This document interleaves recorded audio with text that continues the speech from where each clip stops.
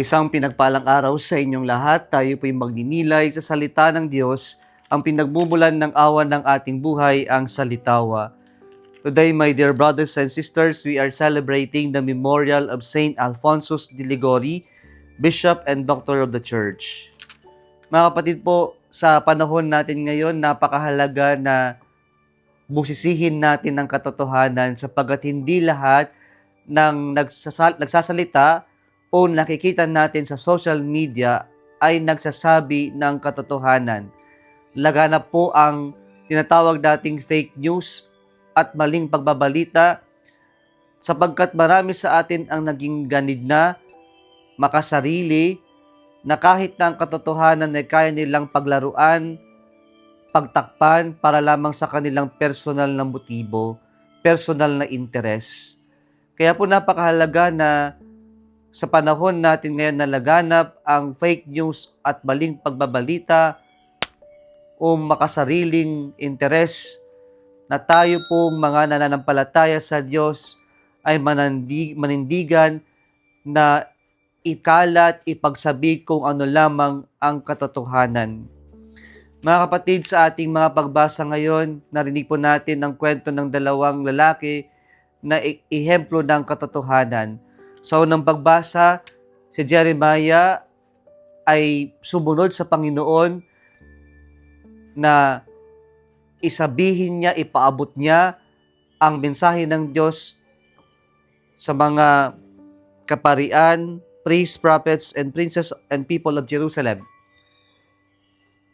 Siya ay isinugo kahit na siya ay mahiyain at nag-aalinlangan, ginawa niya pa rin, sinunod niya pa rin ang utos ng Diyos na maging propeta, ipaabot, ipagsabi ang mensahe ng Diyos, ang katotohanan, lalong higit sa kanilang kasalanan, sa kanilang disobedience sa Diyos, at yung paanyaya ng Diyos sa kanila na magbalik loob at magsisi sa kanilang mga kasalanan.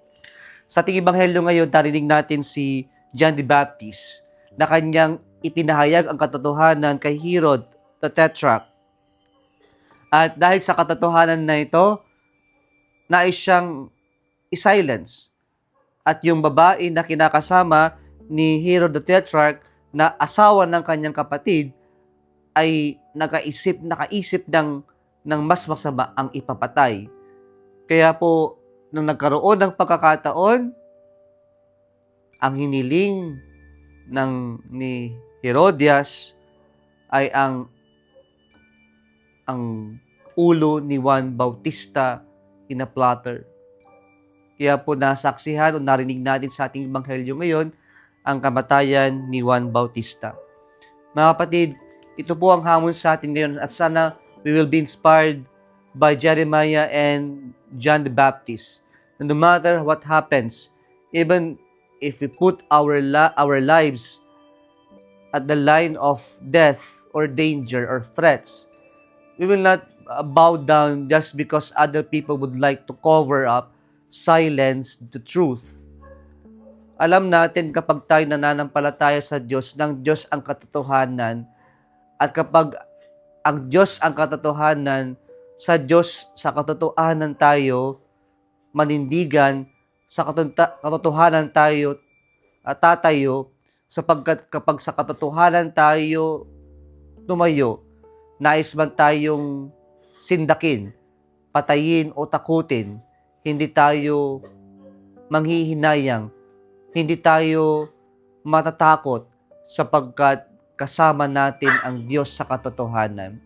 Higit sa lahat, mga kapatid, ang katotohanan ay pagpapakatotoo ito, pagpapakatao, sapagkat ang tunay na tao ay dapat totoo at nagpapakatao. Mga kapatid, sana manindigan tayo sa katotohanan, sapagkat ang katotohanan na ito ay ang Diyos mismo na ating ipinapahayag at pinanampalatayaan. Huwag tayong matakot kahit na sindakin, takutin tayo at nais tayong ipapatay, sapagkat ang katotohanan ay hindi kailanman maililibing. Ito ay kailangan ipinapahayag, kailangan na ibinabahagi sa lahat.